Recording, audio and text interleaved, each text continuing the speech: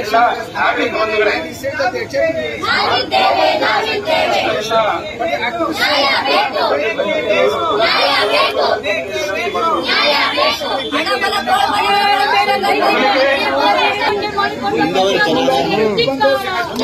ಮಕ್ಕಳಿಗೆ ರಕ್ಷಣೆ ಇಲ್ಲ ಅಂದ್ರೆ ಬಹಳ ಬೇಜಾರಾಗುತ್ತೆ. ನಾವು ಮಣ್ಣಿನ ಮಗ, ನಾವು ಹೆಣ್ಣು ಮಕ್ಕಳ ಪರವಾಗಿದ್ದೀವಿ ಅಂತ ಹೇಳ್ಬಿಟ್ಟು ದೇವೇಗೌಡರಾಗಿರ್ಬೋದು, ಕುಮಾರಸ್ವಾಮಿ ಅವರಾಗಿರ್ಬೋದು, ರೇವಣ್ಣ ಅವರಾಗಿರ್ಬೋದು ಮಾತಾಡ್ಕೊಂಡು ತಿರುಗಿದ್ರೆ ಬರಲ್ಲ. ಮೊದಲು ಹೆಣ್ಮಕ್ಳಿಗೆ ಗೌರವ ಕೊಡಬೇಕು ಅಂತ ಕೇಳಿ ಇದೇ ಕೆಲಸ ಪ್ರಧಾನಮಂತ್ರಿ ಅವರ ಮೊಮ್ಮಗ ಮಾಡಿದ್ಕೆ ಮುಚ್ಚಕೊಂಡು ಸುಮ್ಮನಿದಿರಲ್ಲ. ಇದೇ ಕೆಲಸ ಸಾಮಾನ್ಯವಾದಂತ ಒಂದು ವ್ಯಕ್ತಿ ಮಾಡಿದ್ರೆ ಬಿಡ್ತಿರ್ಲಿಲ್ಲ ಅಲ್ವಾ? ಪ್ರಧಾನಮಂತ್ರಿಗಳ ಮನೆಗೆ ಒಂದು ನ್ಯಾಯ, ಬಡವರಿಗೆ ಒಂದು ನ್ಯಾಯ ಅಂದ್ರೆ ಎಲ್ಲಿದೆ ನ್ಯಾಯ? ಹೆಣ್ಮಕ್ಳಿಗೆ ಬೆಲೆ ಇಲ್ವಾ? ನೀವೆಲ್ಲ ನೋಡಿದಿರಾ ಆ ವಿಡಿಯೋಗಳಲ್ಲಿ ಅವನ ಯೋಗ್ಯತೆಗೆ ಅವನ ಮಗ ಒಂದು ಕಡೆನೂ ತೋರಿಸ್ತಾನೆ. ಅಷ್ಟು ಹೆಣ್ಣು ಮಕ್ಕಳ ಮರ್ಯಾದೆಯನ್ನು ತಂದು ಬೀದಿನಲ್ಲಿ ಬಿಟ್ಟಿದಾನಲ್ಲ, ಅವನೊಬ್ಬ ಮನುಷ್ಯನ? ಅವ್ರಿಗೊಬ್ಬ ತಾಯಿ ಇಲ್ವಾ, ಅಜ್ಜಿ ಇಲ್ವಾ, ಚಿಕ್ಕಮ್ಮ ದೊಡ್ಡಮ್ಮದಲ್ಲಿ ಬೆಳೆದಿಲ್ವಾ? ಅವನು ಈ ಕೆಲಸನ ಸಾಮಾನ್ಯ ಮಾಡಿದ್ರೆ ಏನ್ ಮಾಡ್ತಿದ್ರು ಇಷ್ಟೊತ್ತಿಗೆ? ಆ ಭವಾನಿ ರೇವಣ್ಣ ಅವರು ಬರೀ ಬಂದು 1.5 ಕೋಟಿ ಗಾಡಿಗೆ ಬಂದು ಡಿಕ್ಕಿ ಹೊಟ್ಟಕ್ಕೆ ಸಾಯ್ಬೇಕಿತ್ತು, ಅಂತ ಮಗ ಇಂಥ ಮಗ ಅಂತ ಬೈತಾರೆ. ಮನೇಲಿ ಇಂಥ ನೀಚ ಮಗನಿಗೆ ತಾಯಿ ನೀನು ಜನ್ಮ ಕೊಟ್ಟಿದ್ದಿಲ್ಲ, ನೀನ್ ಎಂತ ತಾಯಿ ಇದೆ? ಬಾರೆ ರೋಡಿಗೆ ಇವಾಗ ನ್ಯಾಯ ಕೊಡ್ಸೆ. ನೀನು ಬರೀ 1.5 ಕೋಟಿ ಗಾಡಿಗಿನ ಬೆಲೆ, ನೀವು ಹೆಣ್ಮಕ್ಳ ಬೆಲೆ ಇಲ್ವಾ? ಹೆಣ್ಮಕ್ಳೇನು ಅಷ್ಟು ನಿಮ್ಗೆ ನೀಚರಾಗಿ ಕಾಣಿಸ್ತಿದಾರ? ನಿಮ್ಗೆ ಹೆಣ್ಮಕ್ಳೇನು ಭೋಗದಸ್ತುಗಳ? ಒಬ್ಳು ತಾಯಿನೂ ಹೌದು, ಒಬ್ಳು ತಂಗಿನೂ ಹೌದು, ಒಬ್ಳು ಮಡದಿನೂ ಹೌದು. ಹೆಣ್ಣು ಅಂದ್ರೆ ಮಾರತಾಂಬೆ ಹೋಲಿಸ್ತಾರೆ. ನಮ್ಮ ದೇಶ ಹಾಸನದಿಂದ ಹಾಸನದ ಮರ್ಯಾದೆಯನ್ನು ಡೆಲ್ಲಿವರೆಗೂ ತಾಂದಾಗ ಹಾಳು ಮಾಡಿದ್ರಲ್ಲ, ನಿಮ್ಗೇನು ಅನ್ಸಲ್ವಾ? ನಿಮ್ಗೆ ಶಿಕ್ಷೆ ಕೊಡಕ್ ಆಗಿಲ್ಲ ಅಂದ್ರೆ ಕದ್ದು ಹೋಗಿರುವ ನಿನ್ನ ಮಗ ಪ್ರಜ್ವಲ್ ರೇವಣ್ಣನ ಕರೆದು ಹಾಸನಕ್ಕೆ ಹಾಕು. ಅವರಿಗೆ ತಕ್ಕ ಶಿಕ್ಷೆ ಅದು ಹೆಣ್ಮಕ್ಳಾಗಿ ನಾವೇ ರೋಡಲ್ಲಿ ಕೊಡ್ತೀವಿ.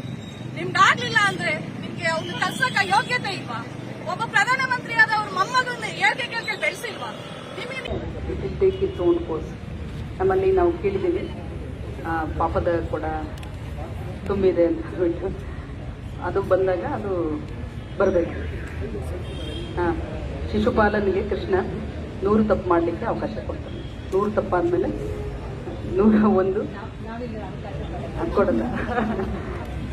ಅದೇ you are not ready and we also didn't know all this. So ಇದು ಖಂಡಿತ ಇದು ಒಂದು ತಗೊಳುತ್ತೆ, ಇದು ಕೋರ್ಸು. ನ್ಯಾಯ ಸಿಕ್ಕೇ ಸಿಗುತ್ತೆ.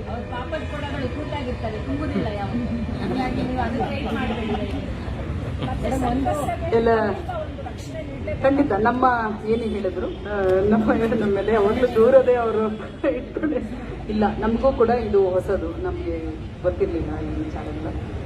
ಅದಕ್ಕೆ ಸೂಕ್ತವಾದ ಏನೇನು ಸಹಕಾರ ಕೊಡಬೇಕು ನಮ್ಮ ಕಡೆಯಿಂದ ಕೊಡ್ತೀವಿ. ಅದು ನಿಸ್ಸಂಶಯವಾಗಿ ನಿಮ್ಮಲ್ಲಿ ನಿಸ್ಸಂಶಯತೆಯಲ್ಲಿ ನಮ್ಮ ಕಡೆಯಿಂದ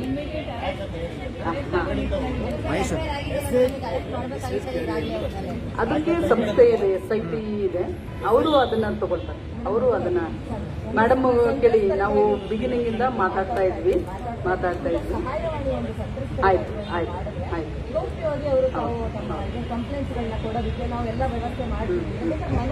ನಾನು ಮಹಿಳಾ ಆಯೋಗದಲ್ಲಿದ್ದೆ, 9 ತಿಂಗಳು ಇದ್ದೆ. ಸೊ ಮಹಿಳೆಯರ ಇದು ಗೊತ್ತು. ಆಮೇಲೆ ಮಹಿಳೆಯರನ್ನು ಕೂಡ ದಿಟ್ಟವಾಗಿ ಯಾವುದೋ ಕಾಲದಲ್ಲಿ ಎಲ್ಲ ಸಹಿಸ್ಕೊಂಡಿರ್ತಿದ್ರು. ಅದನ್ನ ನಾನು ಅಂದ್ರೆ ಅವಾಗ ಇದ್ದ ಕಾಲ ಇವಾಗಿಲ್ಲ. ಬೇಕಾದಷ್ಟು ಇದಿದೆ, ನಿಮಗೆ ಸ್ವಾತಂತ್ರ್ಯ ಇದೆ, ನೀವು ಹೇಳ್ಕೋಬಹುದು, ನೀವು ಇದು ಮಾಡ್ಬೋದು. ಯಾವುದೇ ರೀತಿ ಭಯ ಪಡುವಂತಹ ಯಾವುದೇ ಒಂದು ಹೊರ ಬರಬೇಕು, ಆಮೇಲೆ ಪ್ರತಿಭಟಿಸಬೇಕು.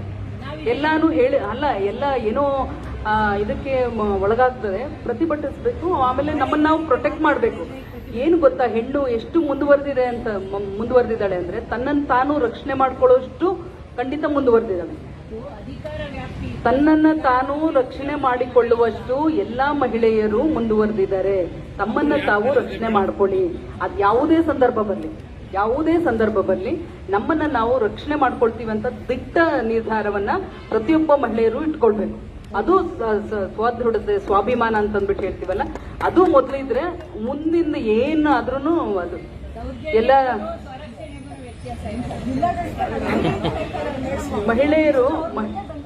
ಮಹಿಳೆಯರು ಏನಾಗಬೇಕು ಅಂತಂದ್ರೆ, ಇದೆಲ್ಲ ಘಟನೆಗಳು ಆದ್ಮೇಲೆ ಅವ್ರಿಗೆ ಇದು ಮಾಡೋದಿಲ್ಲ. ಅವರೆಲ್ಲ ಮರ್ಯಾದೆಗಳು ಅದಕ್ಕಿಂತ ಅದಾಗದಂತೆ ತಡಿಬೇಕು. ಆ ಶಕ್ತಿ ಎಲ್ಲ ಮಹಿಳೆಯರು ಇದೆ ಅಂತಂದ್ಬಿಟ್ಟು ನಾನು ಹೇಳ್ತಾ ಇರೋದು.